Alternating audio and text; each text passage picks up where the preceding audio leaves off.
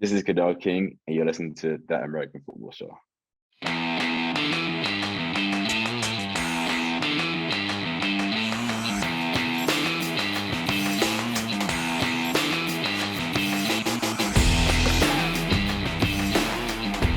Welcome to That American Football Show, powered by EP Sports. EP Sports is the top supplier in the UK for all your American football needs, helping players and coaches reach their potential since 2007. Check them out at epsports.co.uk. I'm here with Joe, Tim and Craig as usual, and we have a special guest on today. You might remember Kadel King from our Taffs Meet series last year, but he's been competing around the world and he's back to talk about some football. Kadel, how you been? I've been good. Thank you guys for having me. Our pleasure. Absolutely love talking some football with you. So the focus of this episode is to talk a little bit about the new European League that's coming out. They're called the European League of Football, which has the lovely acronym of ELF. Tim, you're now our assigned resident genius on this. Do you want to give us some background on them? I do. So it's a new professional league based in Europe. There's 8 teams at the moment, and the league is not part of the NFL, but they have an agreement to use the old NFL Europe names on an individual basis. So they haven't completely bought out all the rights to everything NFL Europe related, but some of the teams have got NFL Europe names. And it's due to kick off this year in June. So the teams are the Cologne Centurions, who were an old NFL Europe team name, Berlin Thunder, again, old NFL Europe, Hamburg Sea Devils, old NFL Europe, Frankfurt Galaxy, which I think were one of the original NFL Europe teams, a new team, the Leipzig Kings, the old Barcelona Dragons, Stuttgart Scorpions, and Wroclaw Panthers. So, person with the most experience by any of these is going to be you, Kadel. Do you want to kind of let us know what you think about the new league and your expectations for the teams and stuff? I think the new league is a dope experience that Europe's going to have. Having a pro league in Europe, there can never be anything bad about that.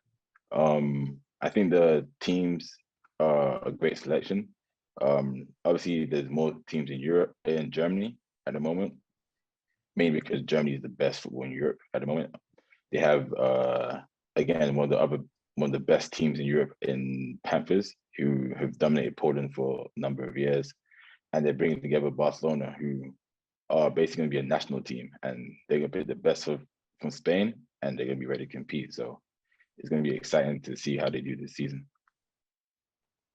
And where would you want to see the league expand to? Because I've seen on a journal before that they ideally want to kind of push out to about 20 teams.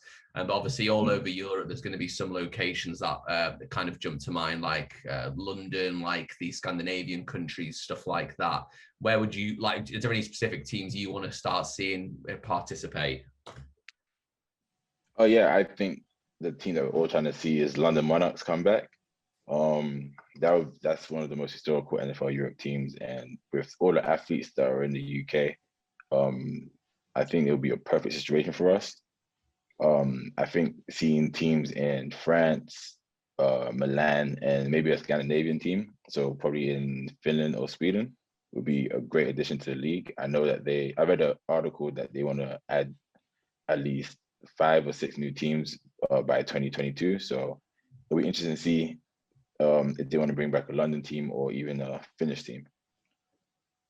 And I guess that the hardest part of this entire kind of idea is that there's been so many different leagues that have started in Europe or in England or wherever, and they just don't get that kind of either the funding behind it or the enough like people behind it loving it. Obviously, there's like Frankfurt and Berlin are very well recognized for having them, but there is like, do you think there just needs to be good luck, or do you think that this is going to be the one that is the one to succeed following the NFL Europe? I think that this one's is different because of who is running it. So again, they have Patrick Ezemi, who was part of NFL Europe. A lot of the people who are on the board are part of NFL Europe. They already signed TV deals to TV One Sports in Germany. And with the NFL partnership, it looks like it's going strong because you don't just sign an NFL partnership out of the blue, you know? So I think the leadership that's involved and the teams that they're getting, so getting teams like Frankfurt involved, getting teams like Hamburg involved. Hamburg, I know, have mixed two teams together, I'm sure, Pirates and Hamburg Huskies. And even a team like Panthers who have already been their own organization, so they didn't have to change their names. Getting a team like that, it speaks volumes, you know, because I know from playing in GFL, a lot of GFL teams were annoyed with the way the GFL were approaching things and they want change. So I think this is like a step in the right direction. And for me, they're doing everything right. They're taking every box that I've asked. TV deal, yes. Partnership deals, yes. Do you have the right people in charge? Yes. They all have history with successful NFL football leagues in Europe. And yeah, I think the structure of right now is perfect and the opportunity right now is perfect because you get more athletes doing the NFL Pathway program, the CFL Combine in Europe. And now this is going to be a league where ex-NFL players and ex-CFL players will come to try and get back into the league. So I think everything you said there, totally agree with it. I think one of the main differences is going to be it's going to be built on local players, whereas the old NFL Europe used to be all people from the bottom end of NFL rosters who were hoping to make it onto an NFL roster came over and they just saw it as basically a tryout. And there were some good British players got into like the Scottish Claymores, the London Monarchs, but they were seen as a bit of we'll put them in as a sideshow almost, not building local talent. That wasn't the aim as far as I could see from NFL Europe. I think the second point you made there about GFL not being very happy about it and people not being annoyed, they released a statement basically saying, based on experience we've gained in our sport over many years in Germany and Europe, we're skeptical in the short and medium term about the financial viability of a pure professional football league. In the meantime, GFL sees EFL as a competitor for players, sponsors, fans, and venues. But as you said, they've built it from the ground up. They haven't gone, we're starting this new league.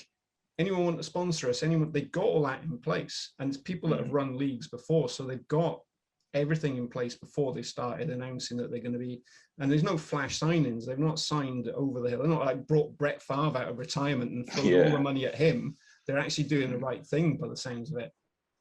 Yeah, so a lot of the guys I've seen them sign, so they signed Tiggy Sanko, Chris Aziria, Anthony Double, Anthony Mahangu, European guys who've gone out to the NFL and they're back in Europe. No, those guys wouldn't have played in the GFL. You know, so it's giving them an opportunity to get the exposure that they need and that they want in a professional setting. It's not, for me, I don't think it's so much a straight professional league, because to be straight professional, you have to pay every single person a certain amount. But it's a step in the right direction for now. You know, everyone's making out. So I've seen a lot of guys comment saying that you can't pay everyone, all the 54 guys in the roster, a professional salary. But from what I know, that not everyone's getting paid on the team. Some people are getting paid professional salaries, other people are getting paid half job. So half job in Germany is like 500 euros. It's like a half job, a side job. And then there's some guys who's on the team for free. So everything that they're doing right now for me is can compete with the GFL. They're probably spending less money than the GFL that I see right now. So you mentioned the TV one thing. I mean, I've never been to Germany, so I don't know how about it. But is that like the free TV service, or is that a paid one? Oh, it's a free TV service. So basically like BBC One. Yeah, that's going to really help cool. on terrestrial telly. Yeah. Again, you get any sort of American football on national TV. I think the Brit Bowl was on national TV once on BBC. Oh yeah. Yeah. And regardless of what anyone thinks about that helped grow the sport. You know, so you get their games be posted on TV. People are going to be watching it and reaching out to try and play in that sport. You see around Europe, there's a lot of youth now who are getting out to the States, getting out to D1s. You're giving them another pathway to go, you know? So yeah, it all looks dope right now for me. And I was going to say, I think the NFL finally realized, and it is a bad thing for people who live in Britain, but Germany's got a huge potential for an NFL market. Because obviously, if you look at it, what's that? 1, 2, 3, 4, 5, 6. 6 of those teams are in Germany. They're talking about sending NFL games into Germany as well. And I don't know why they haven't done it before, because every game I've been to in London, there's always hundreds of Germans. And it's about time they got a fair crack of the whip, to be honest. Mm-hmm. Yeah. Football in Germany is completely different from like football in the UK. So the funding to the talent to how they groom their players. So yeah, Germany, even though there's a lot of teams in Germany, I know a lot of people are skeptical about it. That's the only place in Europe you can have that many teams and still have a fighting chance. You know, you couldn't have 5 teams in the UK. It just wouldn't be as competitive, even in France. But Germany, the amount of D1 players they've had already, ex-NFL pathway program players they have already. I think they have 13 or 14 guys participating in the CFL Combine from Germany. So from all of that, they have the talent, they have the resources to be able to still compete and be competitive in a league like this. Yeah, and then Tim just mentioned then like the actual travel aspect of it. I think what may be slightly underrated about having a European league is that, especially if it does branch out to, especially the UK, but any countries, you're going to start having fans wanting to travel abroad to go to stadiums. Tim just touched on it then as well with the shake-up of the international games. Not sure if you know this yet, Kadel, but because they've expanded it to 17 games in the NFL now, they've cancelled the Wembley games. So now there's only going to be 2 games at Tottenham Hotspur Stadium, but they're also doing 2 other international games. And I think Munich is the one they're looking at having one of them. And I think the 4th one is probably going to be like Canada or Mexico. There was 2 at Twickenham, 1 in Munich, 1 in Mexico, but then there is talks with the Jags to still do 2 Wembley games, so we could still have 4 in London. That's pretty dope, yeah. But yeah, when I was talking to people about that, they were saying like, imagine how nuts it's going to be if you've got NFL fans going over to like, imagine like a Steelers game in Germany. I just feel like that would be such a crazy game that should itself will expand more fan bases in the Elf. Yeah. So even having NFL games, because there's so many NFL athletes in the league already that signed, the NFL keeping an eye on the league, because I know for a fact that there's certain guys who are turning down different opportunities to play in this league just to showcase their talent from NFL scouts. When I was speaking to CFL teams, they all asked me about this new league. So it's not like this that no one's paying attention to the league outside of Europe. So I wouldn't be surprised if they have games on the same weekend as ELF games, if that makes sense. So ELF play on the Saturday and the NFL Munich games on the Sunday. That'd be a great weekend for European football. That'd be awesome. Yeah. I thought the whole point of it was that because it's kicking off in June, July, that it's essentially going to be an off-season viewership because it's not going to have to compete with the NFL then. True. Yeah. But you could think about it, if it starts in June, it depends how the season runs. It could still, the playoffs could be. Yeah, the end of the playoffs will probably be. Yeah, I think the playoffs is meant to be in around the end of September, actually. Yeah, so that should work out. Imagine what a great marketing opportunity this would be. And EFL, if you're listening to me, this is my idea, so I get a cut of this, right? So what you do is you have your first ever NFL game in Germany on the Sunday. You have the final of the EFL on the Saturday. Genius. That would be big. Yeah. Sell out the Allianz Arena. It'd be massive. Honestly, I'd fly to Germany to go watch a game. Could you if they imagine? had that, I'd be dead by the Monday. I'd be like, die of alcohol poisoning in some street in Munich, but I'd die happy. Munich's a great place. You'd be happy to die there, trust me. Yeah. You guys been to Munich before? Oh, yeah. Yeah, it's a great time, yeah. Oh, yeah. The Steins, just like drinking Steins is That's what it's all about down there. No, lovely people as well, genuinely, like so friendly. Great Everyone people, down yeah. there is, and it's so Well, that's what they clean. said as well. You said Steins there. I think they're planning on having the German game during Oktoberfest as well. Oh, that's carnage. That would be crazy. Yeah, that would be crazy. I went to Germany by mistake once on holiday. Mistake? Yeah, I was supposed to be going to Austria. I was in Austria. My dad was driving. He was looking for this town. He followed the map, and it was actually the wrong. There was a town in Austria with the same name. We ended up on the German border. Mum was going, "What? What is we doing here?" Anyway. Such a European problem. All ended in the wrong country. Yeah. We know what I've always been thinking about is that there's such a gap between different leagues. So there's a gap between the NFL, the CFL, the X League, and then like the fall off from the X League to the GFL is so big. So do you guys remember when was it Football America? They put out top 50 or top 300 list of teams outside America and Canada, and I think the top 50, only 3 of them weren't in either Mexico or Japan. So like I think this league is a perfect way to slot in European talent, because it's not like we won't have either better athletes or similar athletes to these guys. It's just the team structure and the league structure that limits us. So yeah, this would be a dope idea to expand European football and like get over that hump. Because not to talk bad about the GFL, but the GFL has always always limited the players in a way. So you go to practices, there'll be 22 people there. Game day, there's like a full roster, So this professional league, speaking to my friends, I know that you have to be at practices to be able to play. And there's certain requirements that weren't in the GFL. There's certain thresholds every team has to meet to be able to be competitive. So I'm hoping to see the next top 300 list and more European teams in the top 50, top 20.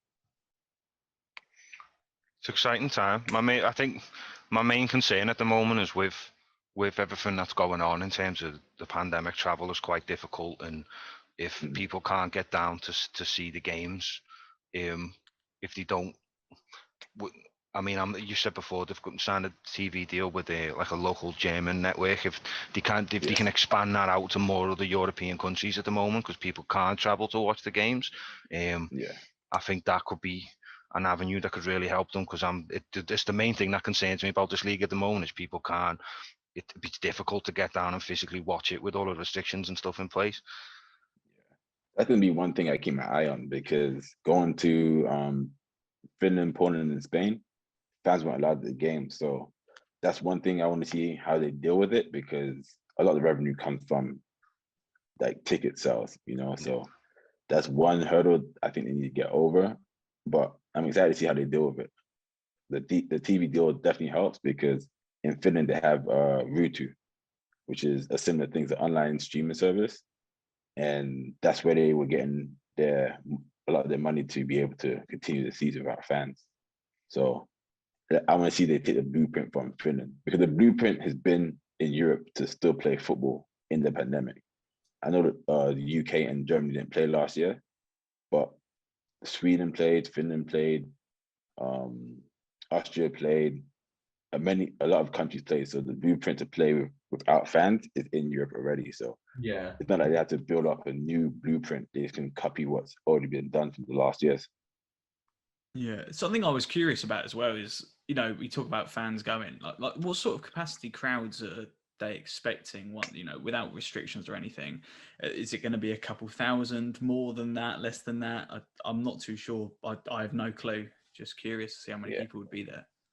Yeah, I have no idea either. But I do know in Finland, and I played up there, and in Spain, they would be allowed a certain percentage of like capacity. So in Finland, it was I think 50%. In Spain, it was like a quarter. So it will be enough to keep them going, but it won't be a crazy crowd. Yeah, and it's going to be in June, July. So hopefully when everyone some countries are starting to get a handle on the pandemic. Yeah. We'll see how it all turns out, I guess. It's crazy because sorry, go ahead. You go on, mate. You go. Oh no, you can go ahead. It's all right. I was going to bring up something completely different. So if yours is on topic, it's better. No, it was just about something completely different. So it's all good. Well, I was just going to say, because we know you're a 49ers fan. How is it you feel about the little trade that you've made? Excited and scared at the same time. You're not Excited. John Lynch is your general manager, isn't he? Yeah. Excited because it's an opportunity to get a great quarterback in Justin Fields. Scared because it can go either way. You never know whose card they're gonna call in the day. You know. What's your worst nightmare pick at third? Mac Jones. Mac Jones.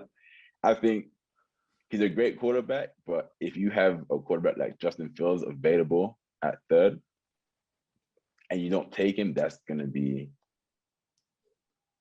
If it goes wrong, there's gonna be so many questions that you can answer because we just gave away like so many first round picks, so we won't be able to recover that way for a couple of years.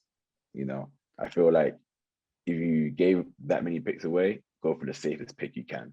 You know, don't try and be super or like super technical about it, saying, okay, cool, we found a hidden gem for a first round pick, go for the safest pick you can.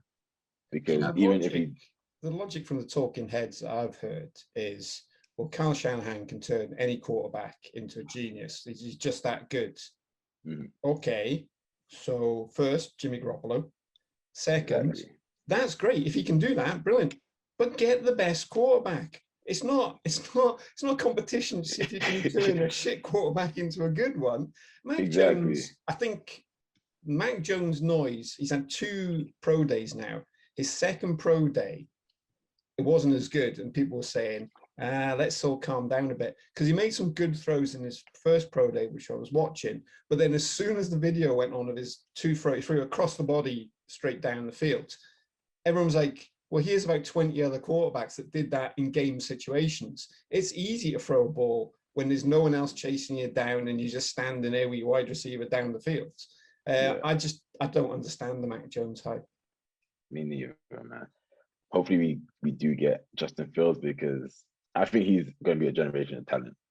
You know, maybe not a Patrick Mahomes, but he's definitely going to be in a couple of years in the NFL. He's going to be up there, and I don't want to be in a situation where we're kicking ourselves in the butt saying we had the third overall pick and we skipped him to prove a point to the NFL. You know, so would you take Justin Fields over Trevor Lawrence? That's a hard one. Yes.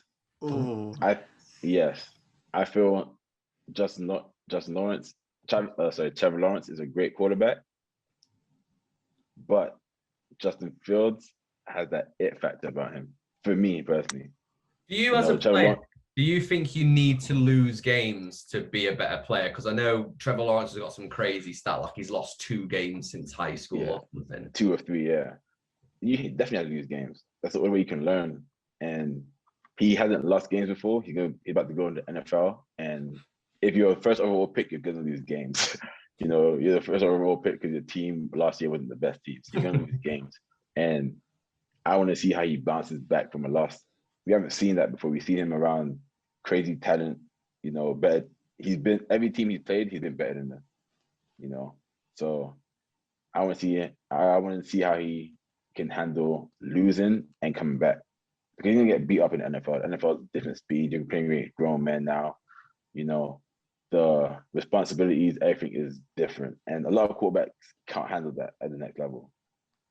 So I want to see I don't know how he'll handle that, plus the possibility of being able to start losing games, having to come back from 21-0 down. You know, you throw a fade that works in college and high school, but now you're playing the best cornerback in the NFL who's picking it up every time. Yeah. It's a completely different game in the NFL. So my only question mark with him is how he bounces back from losing games, you know. So for me and 49ers, we don't need a quarterback right now who is a question mark. Yeah. The least question marks we can get, the better, you know. we don't need a crazy quarterback because Kyle Shanahan's offense works. We need someone who can do what we asked him to do and more. You know, Jimmy Garoppolo did everything we asked him to do. He wasn't he wasn't like the best quarterback in the league, but he took us to the Super Bowl. Mhm. He did what we asked him to do, but he just couldn't take us over that hump in the Super Bowl. So we need someone who can take us over that hump, and I think Justin Fields is that guy.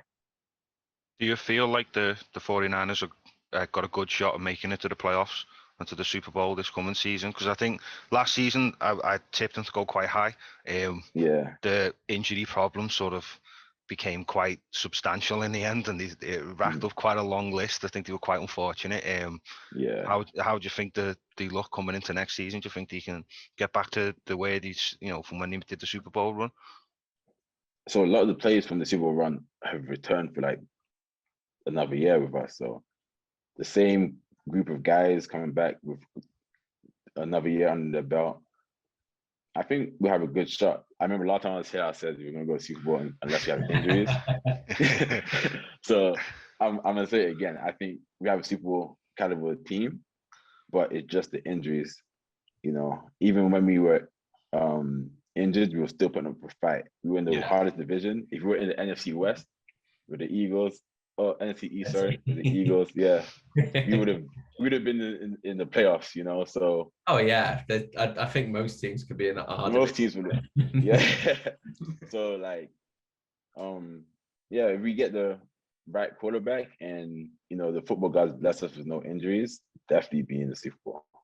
And you'll be one of the most exciting teams as well, especially if you go get Fields. I think that's the important thing. Like, Yeah. as you say, you're a good solid team, but if you have that like X factor, exciting player in the most important position, like you're gonna be wanted to be put on prime time all the time. Like, I mean, 3 first rounders, we better bloody hope so.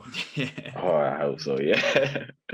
That's gonna hurt us. Justin Fields, all his college career, he's been considered a really good quarterback, and he's shown it on the games, etc., etc., etc. Mac Jones has always been, he's all right, and now all of a sudden in the last week, it's like, he's the number 3 pick in the draft. He's the second best. Right? No, he's not. Yeah, I don't know where that came from, but I hope that our board doesn't listen to all the hype and we watch film and realize, okay, this guy can take us to the Super Bowl. You know where the hype comes from. It's his agent. You need to look up who his agent is and sign with him. Shameless plug. Shout out to Inns Football and Chris. I mean, draft is crazy because literally there's so much smoke screening about, like, all it talks about is there's going to be 10 quarterbacks going in the first 5 picks. And I think it was JC Horn, the Virginia cornerback, who said something like, it doesn't matter where I get drafted because at the end of the day, it's like where you get drafted, it's purely based off speculation. Yeah. It's all about how you play for wherever you go. Yeah. This year, the crazy thing about this year is that there's so much talent, but everyone's focusing on the quarterback. I remember I saw, was it yesterday, the tight end from Florida? Kyle Pitts. He is going to be crazy. He's going to be crazy. And you don't hear, and until yesterday, you don't hear too much about him, So there's so much plays in the draft this year.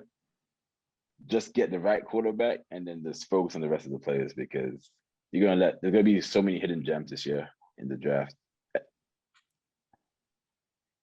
Do you think it's a case of draft for need or draft best player available? What do you think is the best tactic? It depends on the situation. So, for example, like if you're a 49, if I'm a 49er GM and we're the 3rd pick, we need a quarterback. That's been our biggest hindrance for the last couple of years. That's what's going to take us over the hump. But if you're a team like Kansas City Chiefs, your team's solid all around. Draft the best player to help add to your team. So it depends on the team situation. If you have a decent quarterback, you want to get a quarterback, but then you have the best tight end, who I think the best prospect in the draft, take him, because he's going to change your offense. Yeah. You can get a better quarterback in free agency or whatever, but so it depends on the needs, really. 49ers, definitely get a quarterback. Other teams, you guys can afford to get the best player in the draft. He was add to your team. So in You're that case, assuming because I that- think, Sorry, go on. you go, Tim. You're assuming that the GMs know what they're doing, though. So if you look at the Raiders drafts of the last few years, I nearly broke my television. I'm not going to swear again, but I nearly kicked my television when we drafted the third best wide receiver with the. Anyway, yeah. So there's no logic to the draft. That's what makes it so exciting. You're like, it's such a. Sometimes I think I prefer it to the games watching the draft, but I always Right, end so up wake up in the morning going, that's just ridiculous. What have we done? Yeah. Because if you're in the 49ers situation, which is a bit easier, I think when you know what your holders, you know what you're picking. I think a really interesting team is the Bengals because they've got a pick. What's his name? Penny Sewell. Yeah. Have I frozen? No, you're good. Penny Sewell, who's just like this once in a lifetime tackle that everyone's talking about. Or do you go and get Jamar Chase, who's not only your quarterback's best mate, but he's also the best wide receiver in the draft. Like, I do not want to be the GM of the Bengals right now. Yeah, that's going to be a sticky one. Touching on that, we're doing at the moment, it's a good time to mention, we're doing a draft poll at the moment. So what we're doing is each pick, we're doing a poll, 2 a day, and talking about the Bengals pick, 71% of the people who voted for the Bengals pick actually picked Penny Sewell. There we go. Interesting. Jamar Chase was second. He got 21.1% of the votes. I'm just looking here for the 49ers, 56.3% of people went for Justin Fields. There we go. We have to come. It's common sense. Second best pick was Trey Lance, 29.7, which I quite like Trey Lance. He doesn't have a lot of game experience. Obviously, he played for the same school as Carson Wentz did, North Dakota State. But he's got talent, definitely. More than Mac Jones. Yeah. And of course, they always bring out good quarterbacks and good prospects. So I won't be surprised by that. Just don't draft the number 3rd. I've got an interesting one for you, Kadel, because obviously from the defensive point of view, and the Eagles are now in a position after trading down to 12, where we might be able to kind of snatch Micah Parsons. I've had my eye on him for ages, and I've always liked him. But recently, you've seen his name kind of going from the 5th overall all the way down to dropping down late in the 1st. Yeah. If you've watched any of his tape or anything, what do you think on him? Oh, I love this guy. So one of my friends actually is a linebacker up at Penn State. No way. So I've been following. Yeah, they both came in together. Jesse and Lukaku. They both came in the same class. So I was always paying attention to who was playing alongside him, and he can do everything you ask him to. That's like he's a very solid pick. I think not playing the last season because of COVID really hurt him. But not hurt him enough to get drafted. But with the hype or no hype, I think he's still 1st round draft pick. If he falls to the number 2, might be the biggest deal in the draft. Oh, yeah. I'm a huge fan of him. A huge fan. So one of the knocks on him is character issues. So I did a bit of digging on that a couple of days ago to find out what exactly it was about him. And all you can find, if you look it up, what's wrong with Micah Parsons, he was involved, there was one court case about a hazing incident in the uni where I think he was mentioned. And that's it. And from that, this whole narrative that, he's got character issues, don't draft him. GMs and NFL teams are putting a lot of money into these picks. They surely must do more research and find out, this guy made a mistake, he's admitted it, but it was only one thing. It's not like a series of incidents. You've had draft picks before that had series of incidents. You're like, this guy's going to be a problem. You add money to this kid and it's just going to get worse. But I would draft Micah Parsons, definitely. Yeah. And again, like he's 21, 22, he's a kid. You know what I'm saying? So like kids are going to do kid things regardless of how you want to play it. So if the knock on him is a hazing situation, and everyone hazes. I've been in college, I've been in Europe. Hazing is as much as they want to take it out of the game, it's a norm. Whether you do it because like in a rookie show or you do it one night in the dorms, there's always a form of hazing, So And the NFL do it themselves. They have like the rookie shows, you know, but it's not as extreme as it is in college. So if that's the only knock they have on the kid, draft him first round. You hear that, You know. Howie? Get Micah Parsons. Micah Parsons wasn't available for you in your pick. I'll tell you where Micah Parsons went. He went 7th to the Lions. Yep, with 33.7% of the vote. 30, oh, nice. And so some other news in the schedule, or some other news around the league, sorry. A 17th game has been announced. So every team will now be matched up to another division. I think like AFC North to the NFC South. But regardless, that all I know is the Eagles are playing the Jets, who we've never lost to. Yeah, we got the easy division in the NFC East, so it's happy days around here. Yeah, we're playing the Rams, so that means the Steelers will be playing the Seahawks, I believe. But one of the games that I'm most looking forward to, and it's quite a spicy one, is Packers Chiefs. Yeah, I think that's a great matchup. I'm really looking forward to that one. That was done on purpose, surely. Surely. There's also Cowboys Patriots. Yeah, that would be a good one. The two most hated teams. Who are you supporting, boys? That's the big question. That's just a game I do not want to watch. So that means the 49ers would be playing the Bengals? Is that right? Yeah, that'll be right. Yes. You Yes. should just draft Jamar Chase to fuck around. Speaking of receivers, Kenny Golladay, 4 years, 72 million to the Giants. That is the biggest wide receiver contract we're going to see this offseason, I think. Yes, we were talking about this. I thought that we said they didn't have much money, but it turns out they managed to pull something out of somewhere, and they managed to get him in. Adam, I bet you're not too happy that he's gone to that division. Yeah, the NFC East just went hard again. Like the Washington football team. Sorry, Fitzpatrick might be able to carry them over for a year, but that defense is terrifying. Giants get Adoree Jackson and Kenny Golladay. You just got to hope Danny Jones doesn't become good. And the Cowboys suck. Daniel Jones is out of excuses now. If he can't make it work with Kenny Golladay, he's got no hope.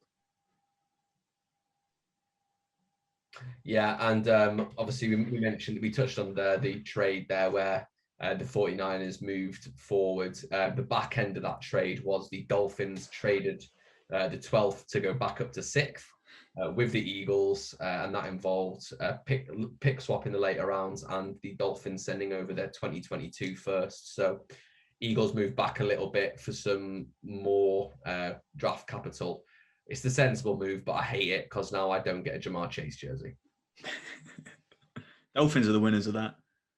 They picked up, well, I don't know, after they lost that first round pick, not as much, but first it looked like they'd done unreal. I think we've done all right. At the end of the day, we need draft picks more than we need a bona fide receiver. So I'm not too upset. It's just, I just wanted Jamar Chase.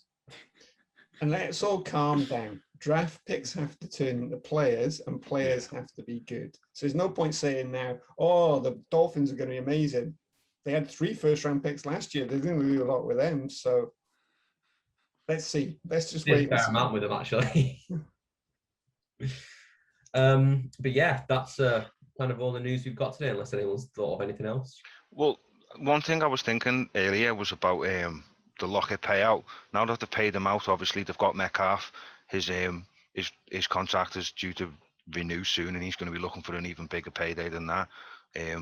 Hypothetically, if the Seahawks couldn't cough up to keep him, where do you think would be a good landing spot for him, and who would you like to see him playing alongside? UK Metcalf, put him next to Julio Jones and just see what happens. Yeah, that'd be grim. I'll trade Henry Ruggs for him. What about you, Kadel? Where do you think would be a good fit for him? I'd say send it to the Cardinals. Ooh. They do have a spicy wide receiver core at the moment. As much as I hate to see it as a Niners fan, him in the Cardinals would be devastating. Him and Larry Fitzgerald Hopkins. and DeAndre Hopkins. Good lord. Wow. That would be scary. And Unbelievable. Kyler Murray slinging that because what? Cardinals or Green Bay? Cardinals and Green Bay because he's a big target and Yeah. these quarterbacks love slinging it. Yeah, man. I think once OBJ leaves, Cleveland's a shout. You think he's leaving? OBJ, I know it's rumors and there's rumors every year, but I think if he doesn't, this will probably be the last year. I don't know. He loves Landry though. They're home. Yeah. Hopefully they go to the playoffs together and they can ball out for a full healthy season before he leaves though. Yeah, I think you're right though. I don't see him sit because they did so well without him that they're just spending a lot of money on him, aren't they? Yeah. I'm really looking forward to that game next season. Like after the last time Ravens played the Browns, and the way this Brown team's been going, and they're a team that I've been rooting for sort of on the quiet for a long time. It's nice to see them get better after the beating that was put on them year after year. I'm really excited for see them play again next year. AFC North's just every single game is exciting now. Anyway, I think that's everything from us. So as we mentioned on the socials, we do have our Taft's draft going. So please do check us out on there and you can join on. Tim, do you want to let them know where they can find that? It's on Twitter. I don't know what it is. On Twitter, yeah. Right. TAFS_UK. That's it. Quality podcast is going very down. Professionalism there. Yeah, you can find it on our social medias. We've also got a website. You can find everything on thatamericanfootballshow.com. Make sure you check out our friends at Lockdown Lids as well. They are having a special thing today.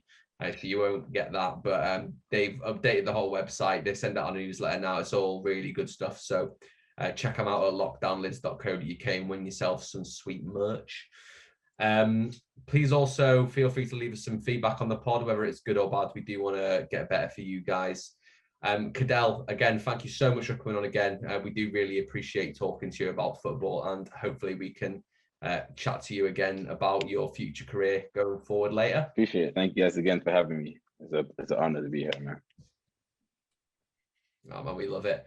And finally, a shout out to Alistair Kirkwood, who has just left the NFL UK. He was a friend of the show, and we are sad to see him go. So see you later, Mr. Kirkwood. Keep an ear out next week because we have Jonathan Rooney and Mick Tyler coming on to talk about the new UK Football League that's coming out. So we should be able to get some good questions going there. Thank you for listening, and make sure you head over and check out our friends at EP Sports for all your NFL and equipment needs. And we'll see you next week. Thank you.